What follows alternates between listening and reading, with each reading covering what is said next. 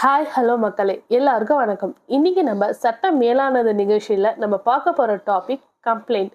Police ஸ்டேஷனில் நம்ம போய் கொடுக்குறோம்லங்க கம்ப்ளைண்ட், அதை பற்றி தான் பார்க்க போகிறோம். அது அந்த கம்ப்ளைண்ட்டுக்கு என்ன ஃபார்மேட் இருக்குது, அது நம்ம எப்படி எழுதி எப்படி கொடுக்கணும், அதில் என்னென்ன டீட்டெயில்ஸ் எல்லாம் போடணும் அப்படின்றத இன்னைக்கு நம்ம ஒரு வக்கீல்கிட்ட எல்லாத்தையும் கேட்டு தெரிஞ்சுக்க போகிறோங்க. டைரக்டாக அட்வொகேட் சார்கிட்டே பேசலாம். வணக்கம் சார். வணக்கம், சொல்லுங்க. இன்னைக்கு நம்ம போலீஸ் ஸ்டேஷன்ல எந்த ஒரு பிரச்சனைனாலும் நம்ம போய் கம்ப்ளைண்ட் கொடுக்குறோம்ல சார், அந்த கம்ப்ளைண்ட்டை எப்படி கொடுக்கணும், அந்த கம்ப்ளைண்ட்னா இதுல என்னென்ன டீட்டெயில்ஸ் இருக்கணும், அதெல்லாம் கொஞ்சம் சொல்லுங்க சார். கம்ப்ளைண்ட் என்ன கொடுக்கணும்? ஒரு A4 ஷீட்டு போதும். நீங்க கொடுக்குற கம்ப்ளைண்ட் ஒரு A4 ஷீட்டு. அனுப்புனர் பாதிக்கப்பட்ட நபரோ இல்லை சம்பவத்தை பார்த்த நபரோ பாதிக்கலாம். அனுப்புனர் அட்ரஸ் எந்த இதோ அவங்க அட்ரஸ் போட்டு எழுதி, பெறுநர் அட்ரஸ் ஃபர்ஸ்ட் நீங்க கம்ப்ளைண்ட் கொடுக்கும்போது அந்த ஜூரிடிக்ஷன் லிமிட் அந்த போலீஸ் ஸ்டேஷன்ல கேட்டுக்கோங்க. அது கேட்டால் அந்த போலீஸ் ஸ்டேஷன் இப்போ எக்ஸாம்பிளுக்கு ஒருத்தர் ஆய்வாளர் இருந்தாலும் இன்ஸ்பெக்டர் பேரை போட்டு அந்த ஸ்டேஷன் பேரை போட்டு கொடுத்துக்கோங்க. மீதி ஐயா வணக்கம் அப்படின்னு சொல்லி மேற்கொண்ட வகையில் நான் சோன் இதில் விஸ்தரிக்கிறேன் அப்படின்னு போட்டுக்கோங்க. அதுக்கப்புறம் ஒரு கம்ப்ளைண்ட் பேசிக்கா 3 இது இருக்கணும். என்னன்னா பிளேஸ் ஆஃப் அக்கரன்ஸ் சொல்லுவாங்க, டேட் ஆஃப் அக்கரன்ஸ் சொல்லுவாங்க, டைம் ஆஃப் அக்கரன்ஸ் சொல்லுவாங்க. சம்பவம் நடந்த தேதி, சம்பவம் நடந்த நேரம், சம்பவம் நடந்த இடம், இது மெயினா இருக்கணும். இது மெயினா அந்த கம்ப்ளைண்ட் இருந்தால் தான் அவங்க ஃபர்தரா அவங்க ஃபர்தர் ஸ்டெப்ஸ் எடுப்பாங்க. Okay sir. இப்போ நீங்க A4 ஷீட்ல கம்ப்ளைண்ட் கொடுக்கணும்னு சொல்றீங்களா சார்? இதை நம்ம எழுதி கொண்டு போய் கொடுக்கணுமா, இல்ல அங்க போய் அங்க எழுதுவாங்களா சார் கம்ப்ளைண்ட்? A4 ஷீட்னு இல்லை, நீங்கள் லீகல் பேப்பர் கூட எழுதி கொடுக்கலாம். அது ஒன்றும் பிரச்சனை இஷ்யூ கிடையாது. Okay sir. நீங்கள் அங்கே தான் எழுதி கொடுக்கணும்னா நீங்கள் எழுதி கொடுக்கலாம், டைப் பண்ணி கூட எடுத்துகிட்டு போகலாம். அது ஒன்றும் பிரச்சனை கிடையாது. உங்களுக்கு எழுத படிக்க தெரியல அப்படிங்கிற பட்சத்தில் அங்கே இருப்பாங்க, இன்சார்ஜ் ஆஃபீஸர் இருப்பாங்க. சரிங்களா? Okay sir. அவங்கள்ட்ட சொன்னால் எனக்கு படிக்க தெரியாதுங்க, எழுத தெரியாதுங்க, எழுதி கொடுங்க அப்படின்னு சொன்னோன்னா எழுதி கொடுத்து உங்களுக்கு படித்து காமிப்பாங்க. ஓகே, இந்த அவங்க சொல்கிற இதெல்லாம் நீங்கள் கரெக்டாக அப்படிங்கிற பட்சத்தில் நீங்கள் கையெழுத்து போட்டால் அவங்க ஃபர்தராக ஸ்டெப்ஸ் எடுப்பாங்க. Okay sir. இப்போ நீங்க சொன்னீங்க place of occurrence, date of occurrence, time of occurrence, இது எல்லாத்தையும் எழுதி கொடுக்குறாங்க சார். சப்போஸ் அதில் ஏதாவது தவறு இருந்து அவங்க மறந்து போய் ஏதோ ஒன்று மாற்றி கொடுத்துட்டாங்க அப்படின்னா அதை மாற்றிக்கலாமா சார்? மாற்ற முடியாது. ஒன்ஸ் நீங்கள் கம்ப்ளைண்ட் கொடுத்துட்டீங்கன்னா அதுக்கப்புறம் அதில் எதுவுமே சேஞ்சஸ் பண்ண முடியாது.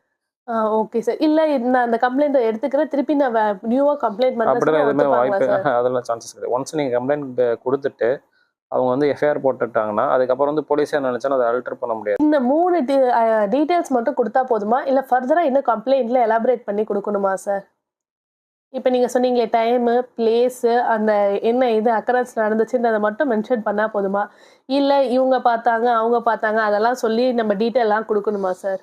எப்பவுமே எவ்வளோக்கு எவ்வளோ இந்த சம்பவம் நடந்த தேதி, சம்பவம் நடந்த நேரம், சம்பவம் நடந்த இடம், இதெல்லாம் எவ்வளோக்கு முக்கியமோ அதே போல் அதில் எலாபரேட்டாக நம்ம சொல்கிறதும் முக்கியம். இப்போ ஒரு அடிதடி நடந்துச்சுன்னா இவங்கெல்லாம் தடுத்து விட்டாங்க, இவங்களாம் இருந்தாச்சாங்க, எனக்கு வலது கையில் அடித்தாரு, கட்டையால் அடித்தாரு, கத்தியால் அடித்தாரு, அதெல்லாம் ப்ராப்பராக நம்ம மென்ஷன் பண்ணணும்.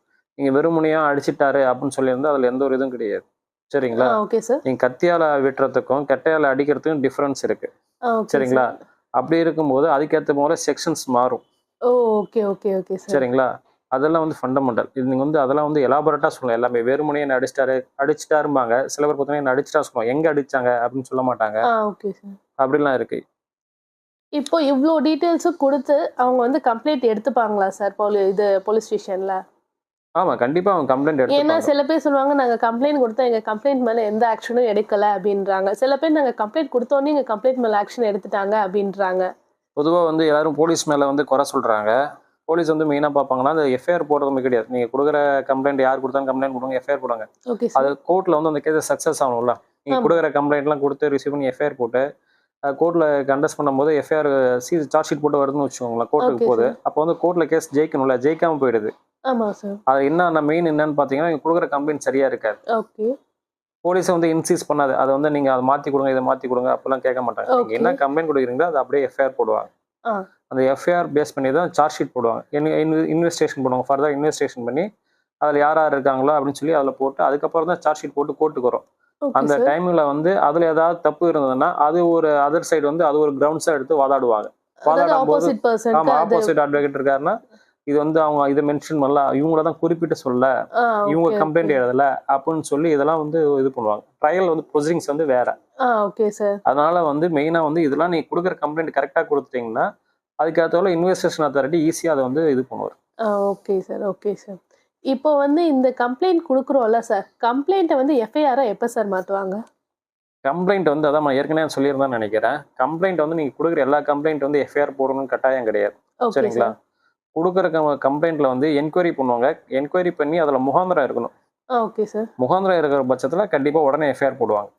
Okay sir. இப்போ வந்து நீங்கள் சொன்ன எல்லா டீட்டெயில்ஸுமே கொடுத்துமே சில இடத்துல வந்து கம்ப்ளைண்ட் எடுக்க மாட்டேன்னு சொல்கிறாங்கல்ல சார், அவங்கெல்லாம் என்ன பண்ணலாம்?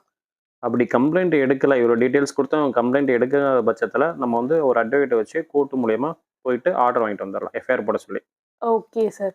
இவ்ளோ நேரம் ரொம்ப பொறுமையாவும், உங்க டைமை எங்களுக்காக ஸ்பெண்ட் பண்ணி எங்களோட டவுட்ஸ், கொஸ்டின்ஸ் எல்லாத்துக்கும் ஆன்சர் பண்ணதுக்கு தேங்க் யூ சார். தேங்க்யூம்மா.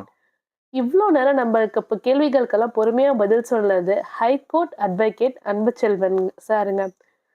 நம்ம சேனலுக்கு ஒரு லைக், ஒரு ஷேர், ஒரு கமெண்ட் கொடுங்க. உங்களுக்கும் வந்து கம்ப்ளைண்ட்ஸ்ல வேற ஏதாவது டவுட்டோ, இல்ல வேற ஏதாவது உங்களுக்கு கொஸ்டின்ஸ், கேள்விகள் இருந்தாலும் தாராளமா கமெண்ட் செக்ஷன்ல கேளுங்க. Thank you.